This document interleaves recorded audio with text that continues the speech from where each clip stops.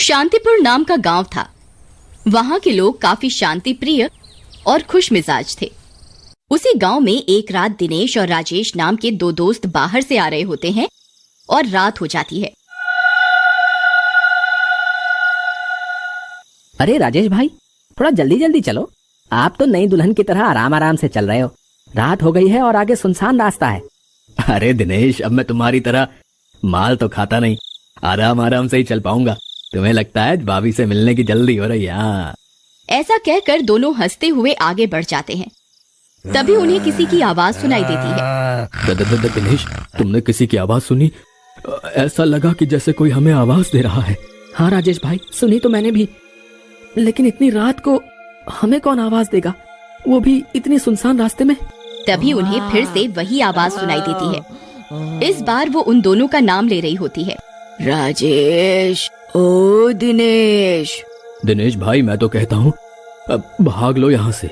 ये तो कोई भूत प्रेत का मामला लगता है। भागो रे भागो, अपनी जान बचा के भागो। ऐसा कहकर राजेश और दिनेश वहाँ से भागने लगते हैं। लेकिन तभी वहाँ एक भूत उनके सामने आ जाता है। कहाँ भाग रहे हो तुम दोनों? कहाँ जाओगे मुझसे बच के? मैं तुम्हें छोड़ूंगा नहीं। ऐसा कहकर भूत उन दोनों पर हमला कर देता है। दोनों डर के मारे बेहोश हो जाते हैं और भूत वहाँ से चला जाता है। अगले दिन कुछ गांव वाले वहाँ पर आते हैं। अरे वहाँ देखो कौन उल्टा पड़ा है, देखो इनको। गांव वाले जाकर राजेश और दिनेश को सीधा करते हैं। अरे बाप रे, इनका चेहरा तो एकदम बिगड़ गया है, जाने कौन किया है।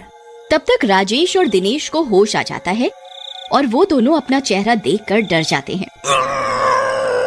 अरे दिनेश भाई, ये हमारे चेहरे को क्या हुआ? अब सारा का सारा नोचा हुआ है। अब हम किसी को मुंह दिखाने के लायक नहीं रहे। सही बोलते हो भाई, ससुरी हमारी बीवी भी नहीं पहचानेगी हमको। चुप बकर बकर लगा रखी है? अरे तुम दोनों रोते ही रहोगे कि बताओगे भी कुछ? क्या हुआ है? कौन बिगाड़ा तुम्हारा होलिया? कौनो आमिर खान तो नहीं हो तुम लोग जो इतना रो रहे? फिर दिनेश और राजेश उनको रात वाली सारी बातें बताते हैं, जिसे सुनकर गांव वाले हंसने लगते हैं। अच्छा, तो तुम कहत हो रात में एक भूत आया और खाली तुम्हारा मुंह नोच के चला गया और जान बख्श दिया है? अरे का झंडू समझत हो का हम सब का? न जाने कहाँ से पिट पिटा के आ रहे, फालतू बतला रहे। नहीं भाई, हम सच कह रहे हैं, सच में ऐसा ही हुआ था। फालतू बात मत करा हो, अभी तो तुम्हारा मुंह नोचा गया है, ज्यादा बोले तो हाथ पांव भी तोड़ देंगे। अफवाह फैलाते हो। ऐसा कहकर गांव वाले उनको वहाँ से भगा देते हैं। उसी रात बिरजू छत पर सो रहा होता है।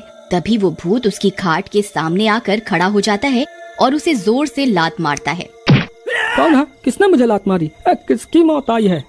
लेकिन जैसे ही वह भूत को देखता है, उसकी सिट्टी पिट्टी गुम हो जाती है। उसकी आंखें फटी की फटी रह जाती हैं।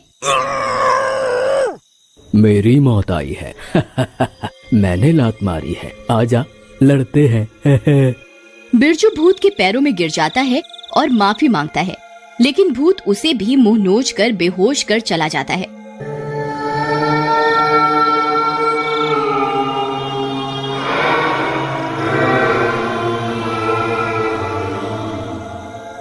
अगले दिन बिरजू, दिनेश, राजेश और बाकी के गांव वाले सरपंच के पास जाते हैं और सरपंच को पूरी बात बताते हैं। अरे अब तुम भी बिरजू इन राजेश और दिनेश की बातों में आ गए। ये तो वैसे ही डरपोक हैं। अरे भूत वूत कुछ नहीं होता। अरे कोई लुटेरा होगा जो मुखौटा लगा के लूटपाट करने के इरादे से आया होगा। अब आप लोग जाओ, ऐसा कुछ नहीं। हम पुलिस को बता देंगे, वो इसका इलाज करेंगे। उसी रात एक लड़की पानी लेने जाती है। तभी वह भूत फिर आ जाता है। लड़की, थोड़ा सा पानी हमें भी पिला दो। भागो रे भागो, अपनी जान बचा के भागो। ये मुंह नोचवा तो फिर आ गया, बचाओ।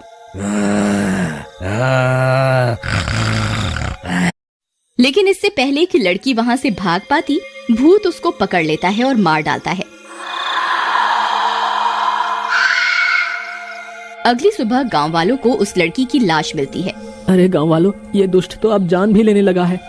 लगता है गांव खाली करना पड़ेगा। चुप करो दिनेश, क्या बोले जा रहे हो? अरे हमारा घर है भाई, हमारा गांव है, हम खाली करेंगे। अरे वो जाएगा जो बाहर से आया है, समझे? अब चुप करो, कुछ इलाज ढूंढेंगे मिलकर। गांव वालों, अब तुम सब भी जाओ अपने अपने काम धंधे पर। सारे गांव वाले वहां से चले जाते हैं, लेकिन दिनेश और राजेश चलते चलते बातें करने लगते हैं। राजेश भाई एक बात बोलूं, ये सरपंच जी हमारी बात का विश्वास क्यों नहीं करते? तुम कुछ भी बोलो, मुझे तो सरपंच पे गुस्सा आता है। बात तो तुम ठीक कह रहे हो दिनेश, लेकिन हम लोग कर क्या सकते हैं? वो सरपंच है, बात तो माननी पड़ेगी उनकी। क्यों ना इन पर नजर रखी जाए, लेकिन हम किसी को बताएंगे नहीं। इसके बाद दोनों सरपंच के घर के बाहर छिपकर बैठ जाते हैं और रात होते ही सरपंच अपने घर से निकलता है और नदी की तरफ जाता है। राजेश और दिनेश भी उसके पीछे पीछे चलने लगते हैं। तभी सरपंच एक जगह रुक जाते हैं और अपने पास से एक डंडी निकालकर जोर जोर से चिल्लाने लगता है। हीम क्लीम मुंह नोचुआ, हीम क्लीम मुंह नोचुआ। तभी वो भूत प्रकट हो जाता है। क्या हुक्म है मेरे आका?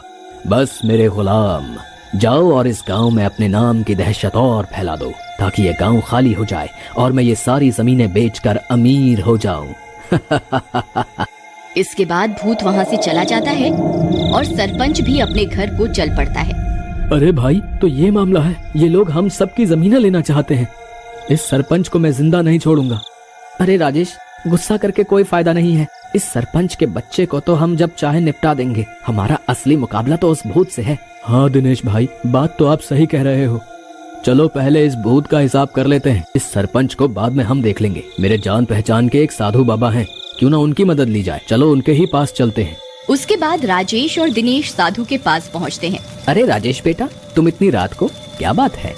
फिर दिनेश और राजेश साधु को सारी बात बताते हैं। देखो राजेश बेटा, उस भूत की सारी शक्ति उस लकड़ी में है जो सरपंच के पास है। अगर वो लकड़ी हमारे पास आ जाए तो हम उस भूत को रोक लेंगे।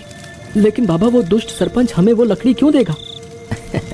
बेटा, हमने कब कहा कि वो हमें देगा? वो हमें उससे छीननी पड़ेगी और ये काम हमें जल्दी ही करना होगा। उसके बाद तीनों योजना बनाते हैं और योजना के अनुसार अगली रात को वो तीनों भी सरपंच के पीछे चल पड़ते हैं।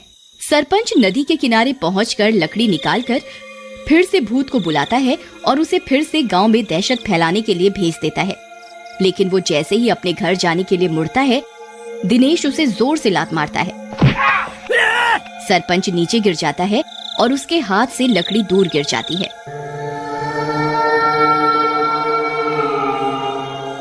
अरे मर गया रे, मेरी लकड़ी कहाँ गई, कहाँ गई?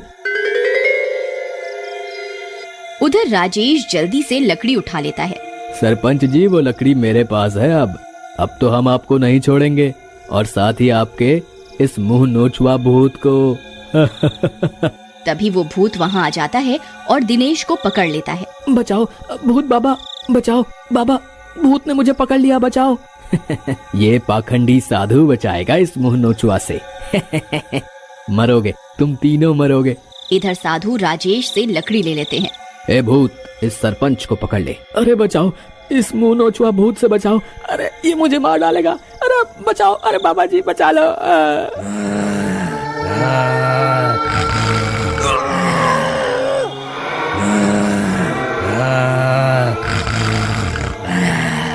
लेकिन साधु भूत को नहीं रोकते। थोड़ी देर में ही भूत सरपंच को मार देता है। उधर साधु बाबा भी अपने मंत्रों की शक्ति से उस लकड़ी को जला देते हैं। जैसे ही लकड़ी जलती है,